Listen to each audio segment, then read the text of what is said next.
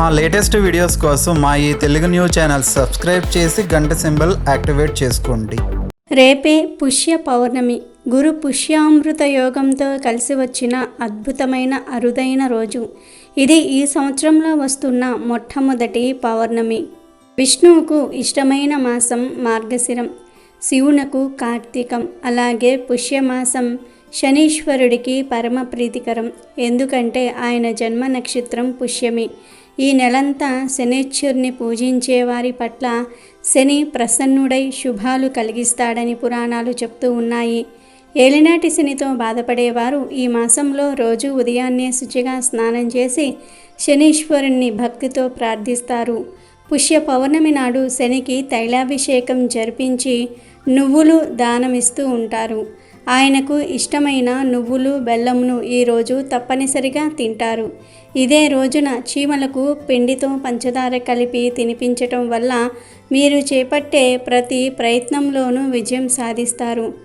పుష్య పౌర్ణమి రోజున గజలక్ష్మిని గులాబీ పూలతో పూజించటం వల్ల దారిద్ర్యం తొలగిపోయి ఐశ్వర్యం చేకూరుతుంది. ఈ రోజున రాత్రి గజలక్ష్మీ మాతను స్మరిస్తూ ఓం శ్రీం హ్రీం క్లీం గజలక్ష్మియే నమః అనే మంత్రాన్ని 108 సార్లు స్మరించుకోవాలి. పుష్యమాసంలో వచ్చే పౌర్ణమిని మహాపౌషి అంటారు. అయితే ఈ మహాపౌషి రోజు సాయంత్రం 6:30 ఇది వేసి దీపం పెడితే చాలు, దోషాలు పాపాలు దరిద్రము పోతాయి. మీ ఇల్లంతా బంగారుమయమవుతుంది.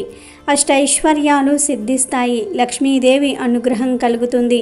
సకల దేవతల అనుగ్రహం సులభంగా కలుగుతుంది. దరిద్ర బాధలు అప్పుల బాధలు అన్నీ పోతాయి. నరదృష్టి కూడా పోతుంది.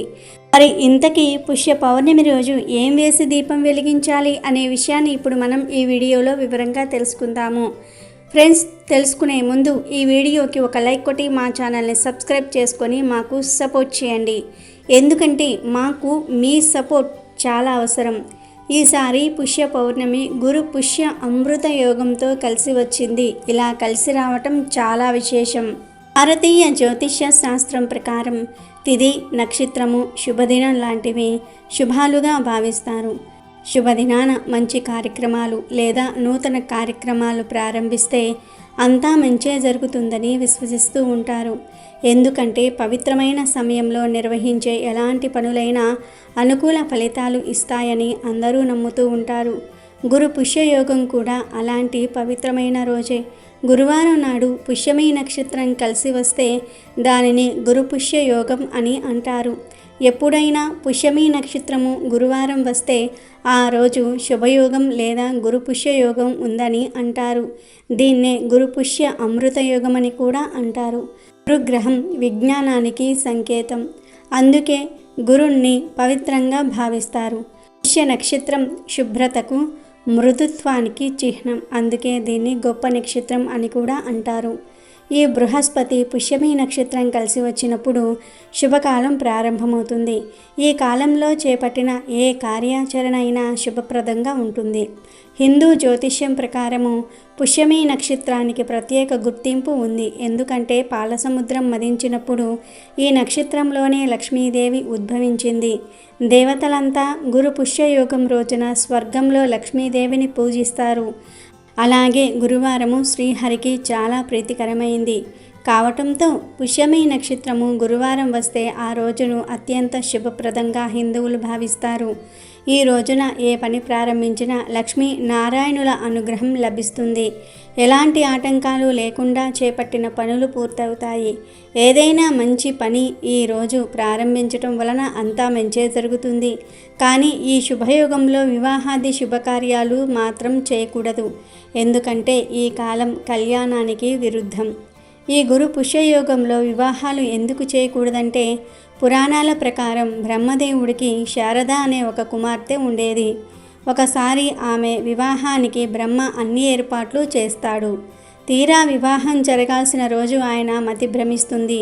కుమార్తె సౌందర్యానికి చలించిపోయి సొంత పుత్రికనే వివాహం చేసుకోవాలని అనుకుంటాడు. ఈ విధంగా తన మతి భ్రమింపచేసిన మోహానికి కారణమైన పుష్య నక్షత్రంపై ఆగ్రహిస్తాడు.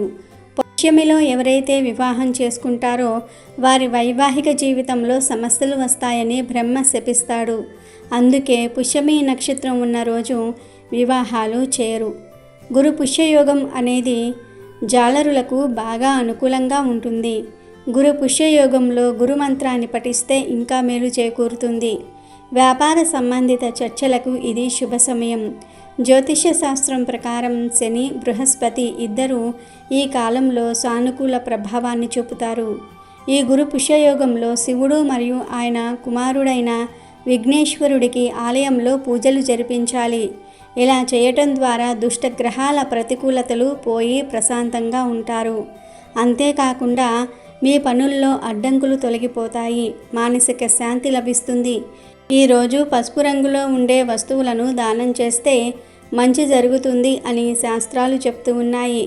అంతేకాకుండా ఈరోజు సంపద పెంచడానికి శ్రీయంత్రాన్ని ఏర్పాటు చేయటం చాలా ప్రయోజనకరంగా ఉంటుందని పెద్దలు చెప్తూ ఉంటారు. ఇలా చేస్తే లక్ష్మీదేవి అనుగ్రహం పొందుతారు. ఐశ్వర్య వృద్ధి కూడా జరుగుతుంది. జ్యోతిష్య శాస్త్రం ప్రకారం గురు పుష్యయోగం పర్వదినాన కనకదార స్తోత్రాలను పఠించటం వల్ల మంచి జరుగుతుంది. ధనధాన్యాల కొరతనేదే ఉండదు. మీ చుట్టూ సానుకూల శక్తి ప్రసరిస్తుంది. క్రమం తప్పకుండా దీన్ని పఠించటం ద్వారా వైభోగము, ఐశ్వర్యము పొందుతారు. శత్రువుల నుంచి విముక్తి లభిస్తుంది. ఇక ఈ గురు పుష్యయోగం పుష్యమి నక్షత్రం కలిసి వచ్చిన ఈ రోజున ఒక ప్రత్యేకమైన దీపం వెలిగిస్తే దోషాలు, పాపాలు, దరిద్రాలు పోయి ఇల్లంతా బంగారుమయం అవుతుందని పెద్దలు చెప్తూ ఉన్నారు. ఈరోజు తప్పకుండా ఇంట్లో దీపం వెలిగించుకోవాలి. ఈ పుష్య పౌర్ణమి రోజు ఇంట్లో దీపారాధన చేసేటప్పుడు ఆ దీపం రావి ఆకుపై పెడితే చాలా మంచిది. ఈరోజు రావి చెట్టు దగ్గరకు వెళ్ళి ఒక మంచి రావి ఆకును సేకరించి తెచ్చుకోవాలి. ఆ ఆకును ఇంట్లో లక్ష్మీ నారాయణ ఫోటో ముందు కానీ, శివపార్వతుల ఫోటో ముందు కానీ పెట్టి ఆ ఆకు మీద ప్రమిదను పెట్టి దీపం వెలిగించండి. నువ్వుల నూనె పోసి 3 వత్తులతో దీపం వెలిగించండి. ఇలా వెలిగించిన దీపంలో కొద్దిగా గల్లులుప్పును తీసుకొని ఆ ఉప్పును కొంచెం పొడిలాగా దంచి వేయండి. అంటే ఒక అర స్పూన్ గల్లులుప్పును దంచి దీపంలో వేయండి.